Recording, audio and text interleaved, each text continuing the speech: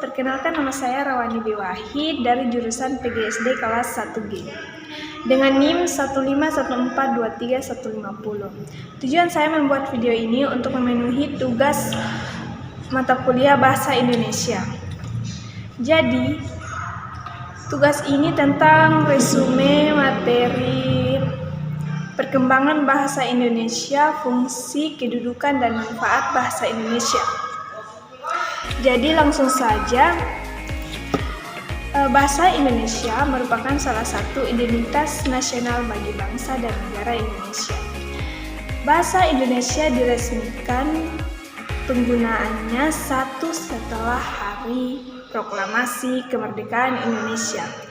Pada tahun 1928, bahasa Melayu mengalami perkembangan yang luar biasa.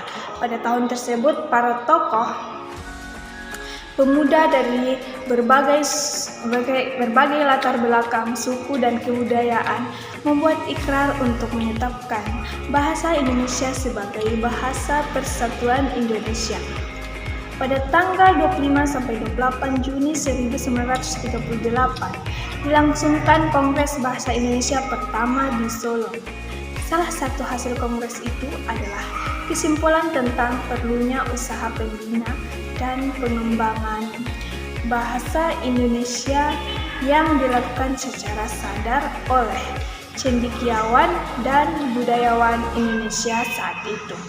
Nah, pada tanggal 28 Oktober sampai 2 November 1954 diselenggarakan Kongres kedua Bahasa Indonesia di Medan.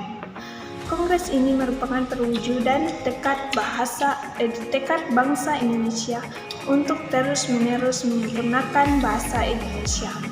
Dan pada Kongres ketiga tanggal 28 Oktober sampai 2 November 1978, yaitu tentang memperingati Sumpah Pemuda yang ke-50 dan membahas kedudukan dan fungsi bahasa Indonesia.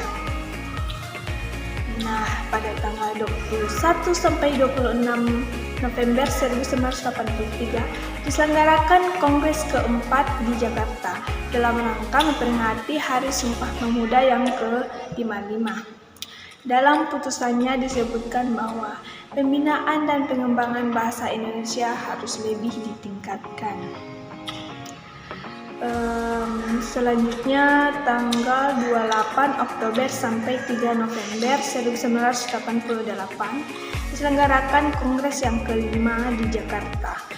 Juga kongres ini dihadiri oleh kira-kira 700 pakar bahasa Indonesia dalam negeri dan peserta tamu dari negara sahabat seperti Brunei Darussalam, Malaysia, Singapura, Australia, Jerman, Belanda.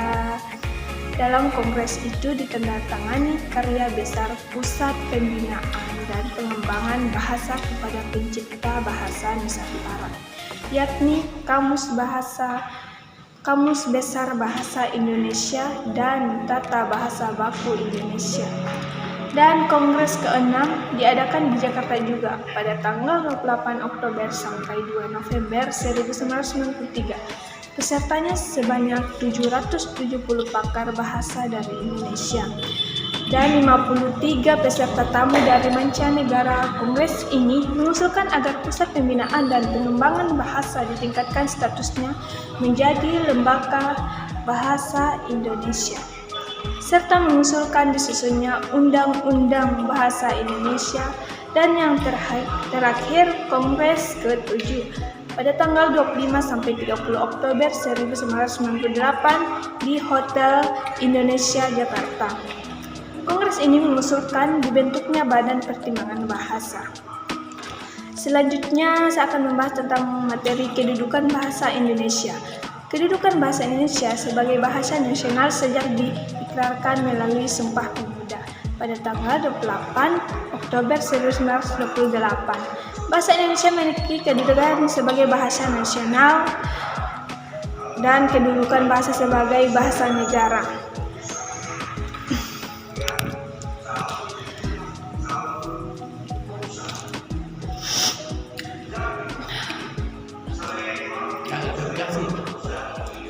Dan bahasa negara berfungsi sebagai bahasa resmi dan bahasa pengantar resmi negara di lembaga-lembaga pendidikan.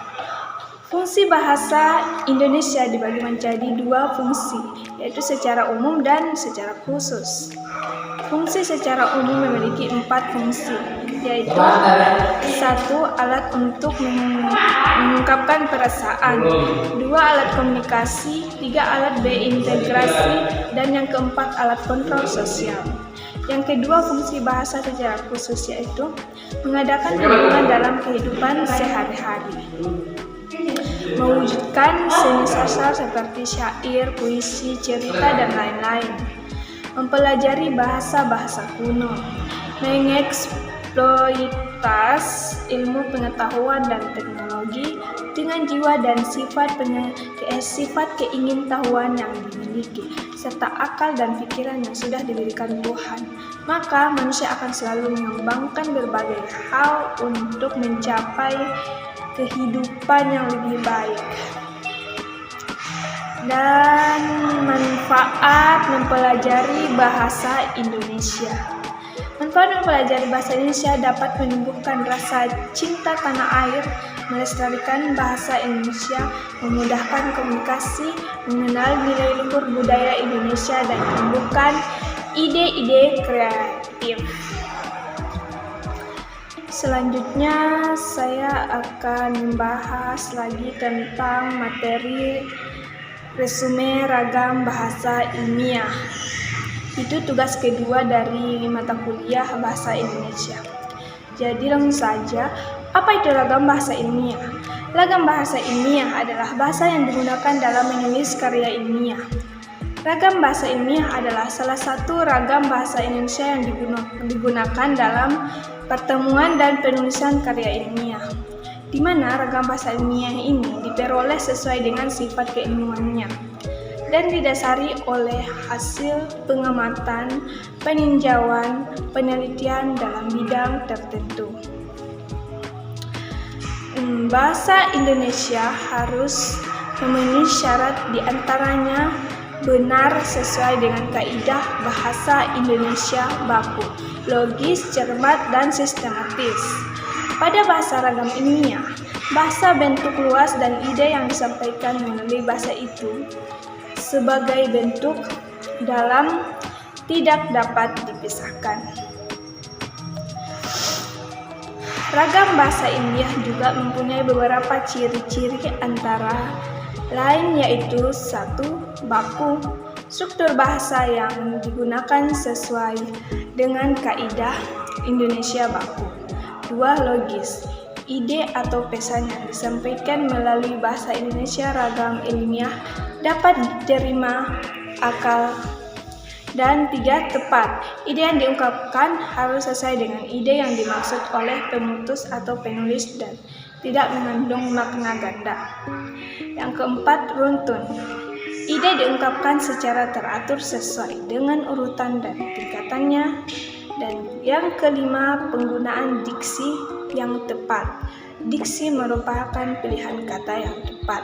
Penggunaan diksi yang tepat sangat berpengaruh pada kualitas atau kebakuan suatu kalimat.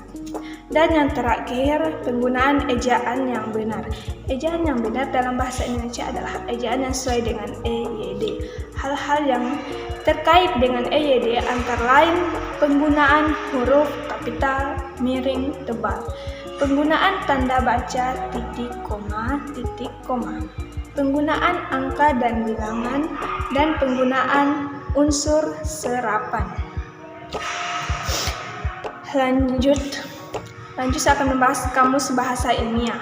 Nah, kamus bahasa ilmiah, supaya kita semakin familiar dengan ragam bahasa ilmiah, terdapat istilah kamus bahasa ilmiah yang perlu kita ketahui loh. Kamus bahasa ilmiah sendiri merupakan ciri atau struktur kata yang umumnya digunakan dalam bahasa ilmiah populer.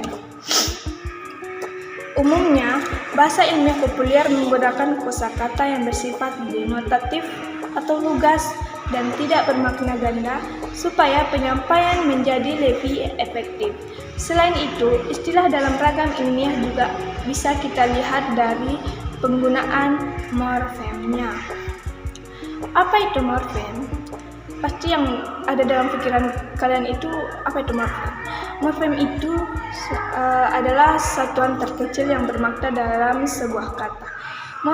Morfem sendiri bisa terbentuk kata atau elemen kata. Supaya kita lebih ngerti, contohnya morfem bisa kita lihat dalam kata geografi.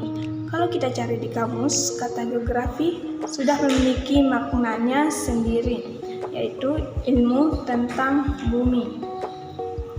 Namun, ternyata dalam kata geografi ada banyak elemen kata yang mempunyai maknanya sendiri, yaitu geo yang bermakna bumi dan graf atau grafi yang bermakna ilmu yang melibatkan tulisan. Elemen kata geo dan grafi itulah yang disebut dengan morfem. Jadi itulah tugas yang saya dapat paparkan. Apabila ada kesalahan kata, mohon dimaafkan. Dan sekian dari saya. Wassalamualaikum warahmatullahi wabarakatuh.